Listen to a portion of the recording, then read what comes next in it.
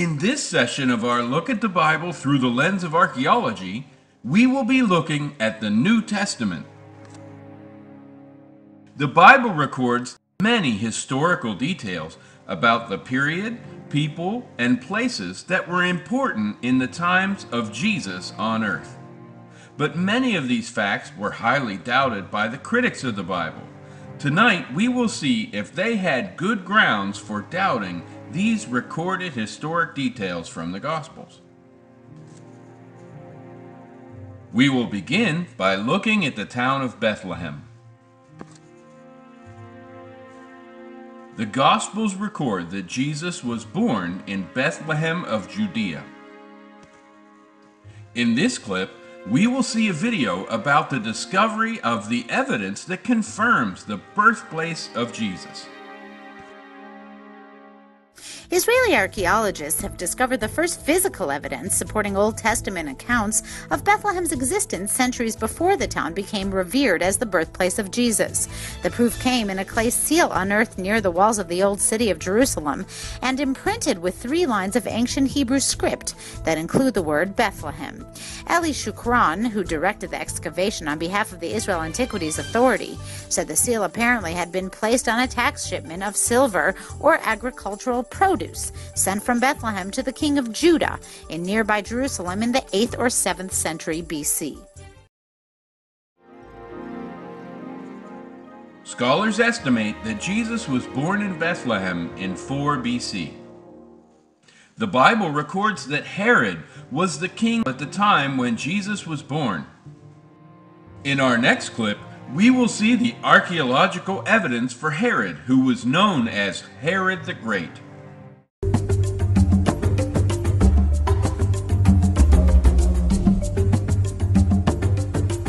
63 BC is quite an important year in this region. At the gates of Jerusalem enters Pompeius, the Roman general, and the whole region is subjected to the Roman Empire. For 20 years, Maccabean kings continue to rule this land, but by 40 BC they appoint a new ruler, Herod the Great.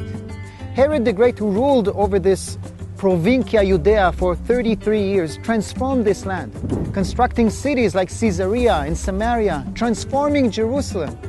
He also created fortified palaces like at Masada and Herodium.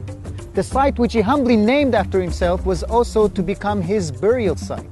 And yet the ancient sources do not document the precise location of the burial. Tracing the tomb of Herod the Great would be the goal of various archaeological expeditions. And in 2007, the late Professor Ehud Netzer announced tracking the tomb of Herod in Herodium in a surprising location. It turns out that Herod was not buried on the Acropolis, which was in fact a palatial complex, nor was he buried in the lower city, but in between, on the slopes of the Acropolis, facing the northeast. The discovery got headlines across the world, and now Herodium is again a popular attraction here in Israel, visited by growing numbers of groups and tourists. And at the Israel Museum, a special exhibition was launched to display the reconstructed tomb.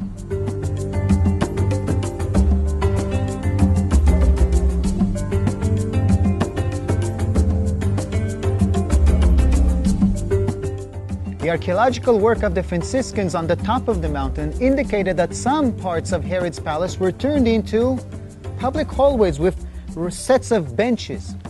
These were undoubtedly additions made by the rebels, the Jewish rebels, going against the Roman Empire 70 years after the death of Herod and turning the triclinium in this case into a synagogue. Synagogues were mentioned in the New Testament, but they were not common. And this is one of the earliest archaeological evidence in the world for a Jewish synagogue.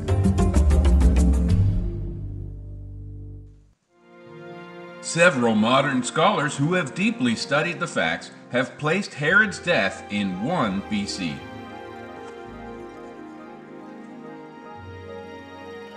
Next, we will look at Nazareth, Israel. The Bible records that Jesus grew up in Nazareth of Galilee. In this next video, we will see the archaeological evidence for the previously scoffed at hometown of Jesus. This is the city where the New Testament says Jesus lived as a boy. Only a few feet from the Church of the Annunciation, archaeologists have been carefully chipping away at the earth, collecting shards of pottery and other artifacts. They say they have made the first discovery of a dwelling that dates back to the time of Jesus. The character of the walls is typical of Jewish villages in the early Roman period, and so this would be the sort of house that Jesus or people of his period would have lived in. The discovery so close to Christmas has pleased religious leaders here, who say it provides more evidence of the truth of their biblical traditions. To have this now in this time, in this period, it's very interesting, especially we are in Christmas. So it's a gift to Nazareth. The archaeologists found remains of a wall, a hideout, a courtyard, and even a water system that appeared to collect water from the roof and supply it to the home. This hasn't been found up till now, so it really is some kind of a revelation from the point of view of Nazareth itself. The dwelling, plus older discoveries of nearby tombs and burial caves, suggest that Nazareth was a hamlet of about 50 houses sitting on about 4 acres of land. The excavations director says the inhabitants were probably Jews of modest means who kept camouflaged grottos or caves to hide from Roman invaders. It's not clear how big the dwelling is. The team has uncovered about 900 square feet of the house so far, but the archaeologist says it could be much larger, perhaps meant for an extended family. Ross Simpson, The Associated Press. Jesus left Nazareth to be baptized by John in 26 AD. Next, we will look at Capernaum, Israel.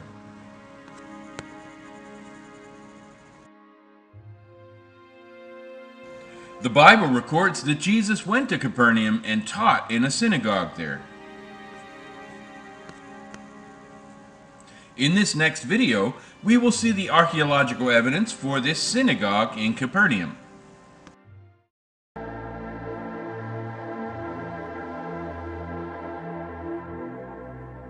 We are in Capernaum, which was a very important city as far as the New Testament records are concerned, because here Jesus Christ made his headquarters, spent a lot of his time, and performed many miracles here.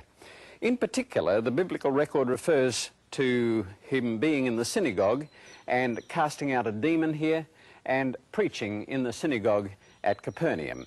And this is the reconstruction of a synagogue. This pillar has a Greek inscription on it which says Herod and his son Justus and their children erected this pillar. And so they wanted a little credit, you see. The pillar over here, it has a Latin inscription which is of much later date, and it simply refers to the man who reconstructed the synagogue here. On the western side of the synagogue, there is a prayer hall, a long prayer hall. You can see that from the seats that are along here. This is where the men used to sit while the prayers were being recited, and so this was a prayer hall along on this side. And over here on the eastern side, there was a courtyard, and, you know, this is where people met before or after the service and had a little chat to each other, and so this was over on the eastern side. Now, here are some of the original paving stones, and these are very important because the archaeologists lifted some of these stones and looked underneath them. Underneath is a very solid layer of thick plaster. It's 10 centimetres thick, but underneath the plaster they found, guess what? 30,000 coins. Now that's very important because from these coins they were able to determine that actually the coins were of the 3rd and 4th century AD. That means that these paving stones have to be later than that. So therefore, any question of this being the exact synagogue in which Jesus preached is just not on. It means that this particular part of the synagogue, called the White Synagogue, was of a later period, 3rd or 4th century AD. You will notice on this western side of the synagogue there are a lot of black stones because the synagogue itself is made of white limestone. Some of these blocks are 3 or 4 tons each, and they come from miles away, and that's why it's called the White Synagogue. But down beneath the White Synagogue are these black basalt stones. See, all around here is volcanic black stone. And you will notice that these black stones go in under the synagogue. Now, the important point about this is that these stones are obviously of earlier vintage, and that has led some people to the conclusion that although the white synagogue was of a later period, it is built on the site of an earlier synagogue which could go back to the 1st century AD, which would identify it as the synagogue that was used during the time of Jesus. Behind the synagogue are some steps. It is thought that these steps mounted up to an upper story. And if that is so, well, that is probably where the women went. You know, men and women are always separated. So the men were downstairs in the main body of the synagogue, and the women would go to the upper floor to participate in the worship. The Bible records that while Jesus stayed in Capernaum, he also stayed at Peter's house and healed Peter's mother-in-law. In our next video, we will see the archaeological evidence for Peter's home in Capernaum. 1st century. The significance, obviously, is Jesus taught frequently in the synagogue, which would be there. Those of you who just entered, that is 3rd, 4th century ruins, but there's a basalt foundation. It's turned just a little. This one was built to face Jerusalem. The other one's a little off kilter. We'll point it out. But it's clearly 1st century, the pottery that was found, etc. And that would have been the one that Jesus would have worshipped at, prayed at, taught at. And this is Peter's house underneath. This is, in my opinion, a 1 out of 5. 5 being that it's a 5. That this is truly the spot. And I will tell you why. There's graffiti that goes back to the 1st century. Christian graffiti from pilgrims in a variety of languages, indicating that this was an observant spot. Frescoes, plaster, on the walls were in the 1st century as well. No home in this part of Galilee plastered walls. In addition, in the 1st century, pillars were added to the one room here that you see to raise the roof. And pottery in the mid-1st century onward is not domestic. So this became some type of location that people observed. Eventually, you will see an octagon-shaped building, foundation put around it, which is a Byzantine church, 5th century. But even pilgrims in the 3rd and 4th century talk about this is the place, and that inside the Byzantine church are the original walls of Peter's house. So there is so much evidence to state, yes, this is the place. The graffiti, the walls being raised, the roof, plaster on the walls, etc., that I would argue indeed that this is the place of Peter's house. Let me read to you a text. We're going to start in Matthew 8:5. It says, "Now when Jesus had entered Capernaum, a centurion came to him pleading with him." Now I read part of this text before. Remember that we have Roman officers in this area, etc. It says, "My servant is lying at home, paralyzed, dreadfully tormented." And Jesus said to him, "I will come and heal him."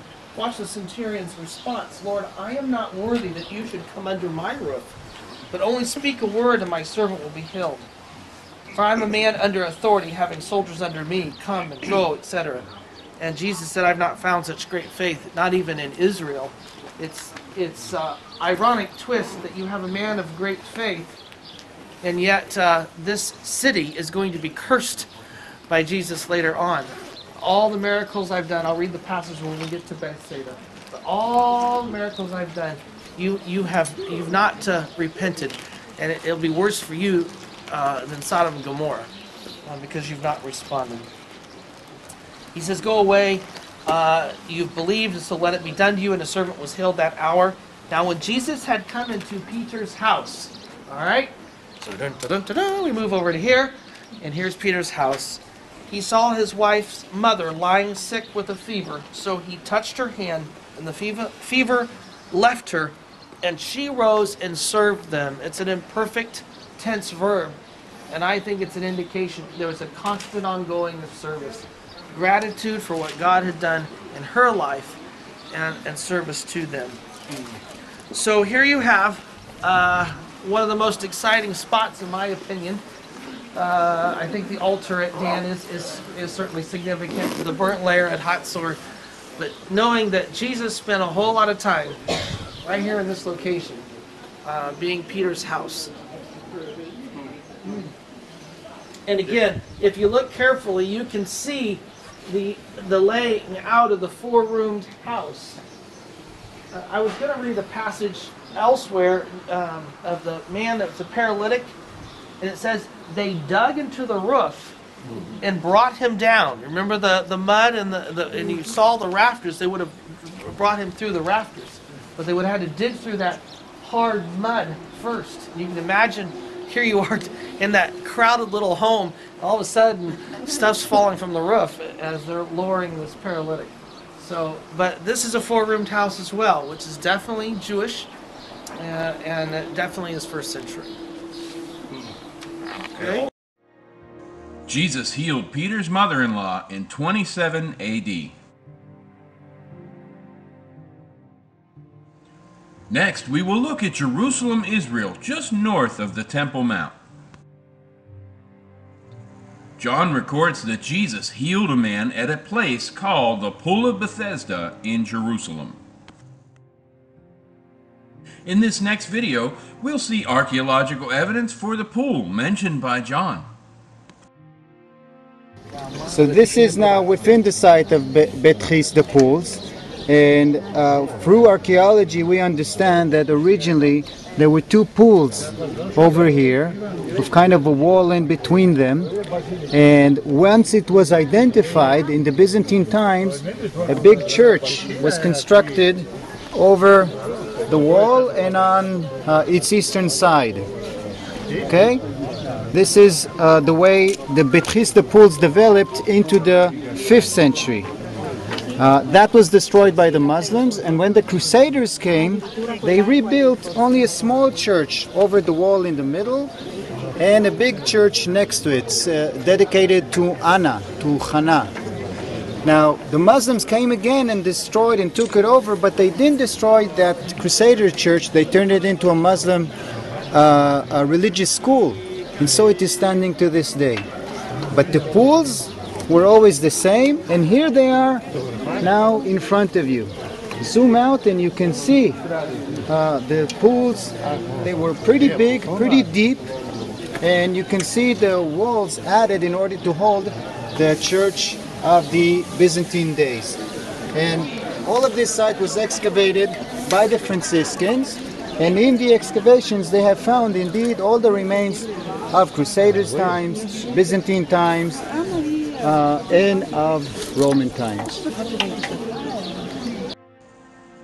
Jesus healed the man at the Pool of Bethesda in 28 AD. Next, we will go to Bethsaida in Galilee.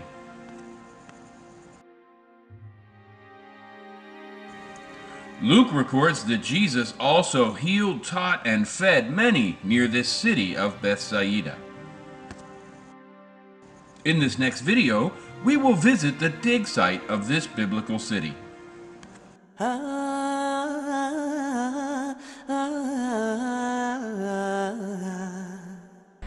Hello, my name is Sarah Yeomans. I'm the Travel Study Director with the Biblical Archaeology Society.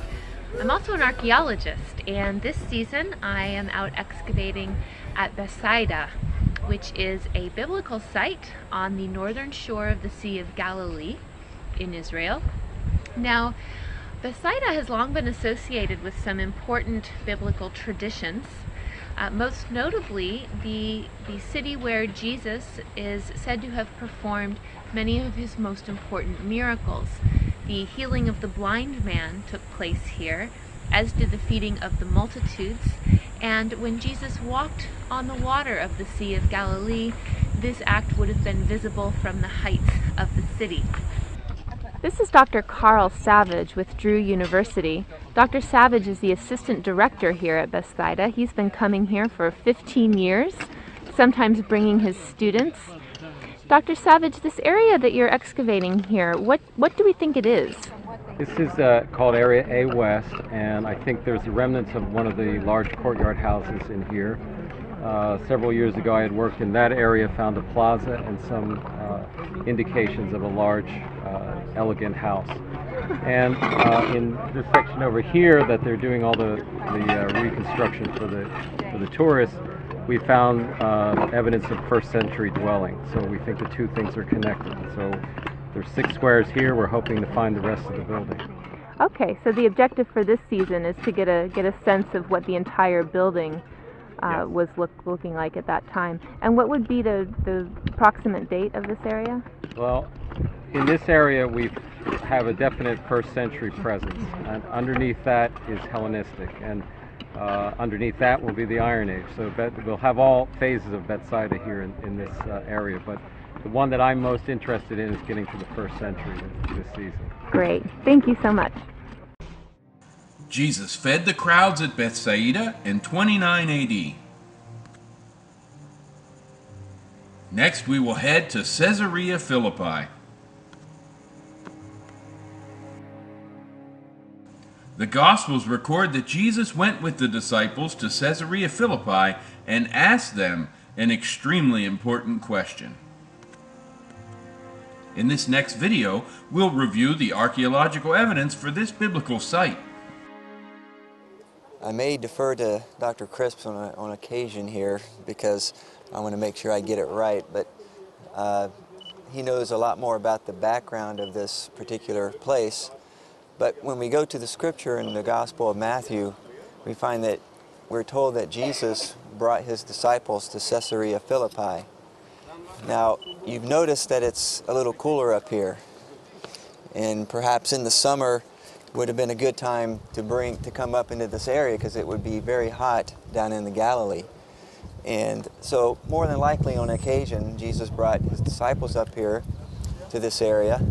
Now, as you look around, you see that it looks like a very religious area, and in fact it was. What this place, I think, really represents is the pagan religious world system of the Greco-Roman world at that time. And this was a place of worship. There was a temple that used to be here in front of this gaping hole that you see. And the temple was set up to worship the god Pan. Now, Pan was this rather bizarre looking half human, half goat god that was worshipped in the Greco-Roman world. You can see behind me some places where that are carved into the rock where there were probably placed some images, perhaps representing other gods. The Greco-Roman world was a very polytheistic world. They worshiped many gods, but what's significant about this place is that the sacrifices that would occur in this temple, and if I understand it right, behind this temple where that hole is, there was a spring that bubbled up in there, which produces the river that you see behind us. And they would sacrifice goats and animals, cast them into the spring, and then they would observe whether there would be blood or parts of the animal that would emerge below them. If it did, then that would be a symbol that the gods had rejected their sacrifice, and if not, they had received it. Now, what was this place called? What was this temple standing in front of? Well, this might shock you, but this was actually called the Gates of Hades. It was believed that this was the entranceway down into Hades, where the god Pan had descended. And so they were offering sacrifices here. And Jesus brings his disciples to this point, to this place, according to Matthew 16, and he has a question and answer time with them, you might say. You remember what the question is he asked? Who do men say that I am? And various answers are given. Some say Elijah, some say John the Baptist, or another prophet, Jeremiah, or some other prophet. And he says, but who do you say that I am? And Peter speaks up, as he usually did, and he gives the right answer. He says, you are the Christ, the Messiah, the Son of the living God. And then Jesus says to him, blessed are you, Simon, son of Jonah, because flesh and blood has not revealed this to you. Human teachers didn't tell you this, but my Father in heaven. He says that to Peter here in this area. And then he goes on to say that you are Peter, and upon this rock I'm going to build my church, and the gates of Hades will not prevail against it. Once again, we see that Jesus is referencing something that they were familiar with. Jesus and the disciples went to Caesarea Philippi in 29 AD. Next, we'll head back to Jerusalem in Israel and look on the south side of the Temple Mount. John records that Jesus healed a man who was blind from birth, and he sent the man to the Pool of Siloam as part of the healing. Our next video will cover the archaeological find of the Pool of Siloam. Well, a sewage worker gets sent out to fix a broken line, but he ends up unearthing something with spiritual and historical significance. In the process of digging up that line, he hit something besides a pipe. It turns out he stumbled upon an ancient pool under the streets of East Jerusalem. Archaeologists believe it's the Pool of Siloam, where, or according to the Gospel of John, Jesus healed a blind man.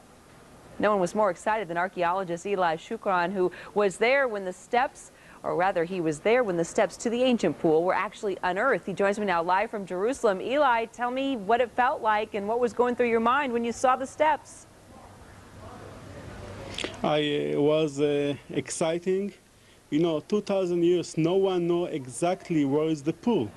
And now you found it, you touch the stone, you touch the pottery, you touch the coin, and it gives you a great feel. And if you think about the story, you go back to the Gospel of John 9:6-8, and it said, Jesus smeared the mud on the blind man's eyes and said to him, go wash in the pool of Siloam. So the blind man went away and washed and came back seeing. Now you say you've discovered this pool. How do you think it's going to change how scholars view the Bible, Eli? I don't know if it's going to change something, but we know today exactly where it was happened. And we have all the evidence, everything that we know surely that this is the place that we found now. It's a big, big pool. We're talking about 1 acre pool that built like steps that you can go into the water. You can make a ritual bath, you can drink in the water. We think it's more a community pool that the people can come, sit together around.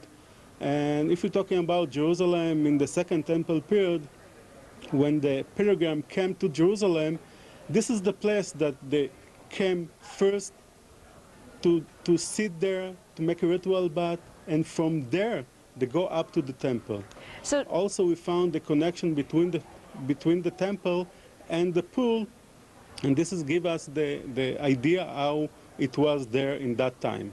So, and also to match the time element, didn't you say you found some coins, or there were some imprints from some coins within the walls that made that connection? Is that right? Yeah, we found the coins. You can see 1 coins. We found a lot of coins. This coins from the revolution between the Jew and the Roman, the war. And we can see this one of a lot of coin that we found in the excavation.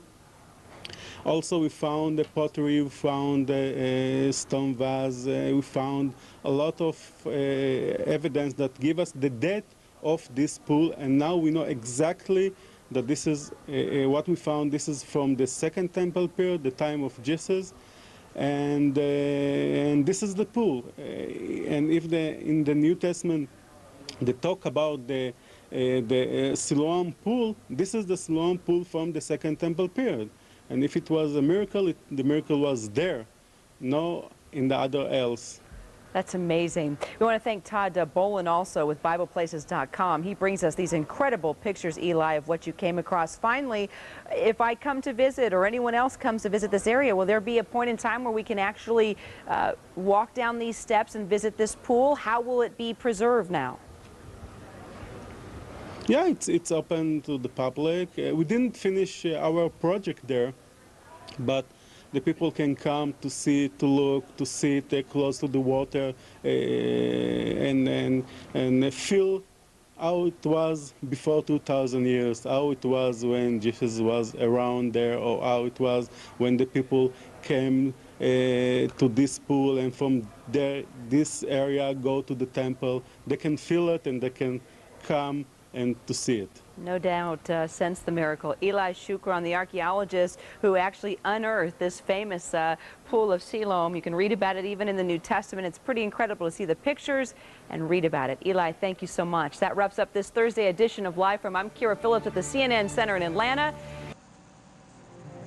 Jesus sent the blind man to the Pool of Siloam in 29 AD. So far, we have clearly seen the early details recorded in the Gospels are resoundingly confirmed by archaeology.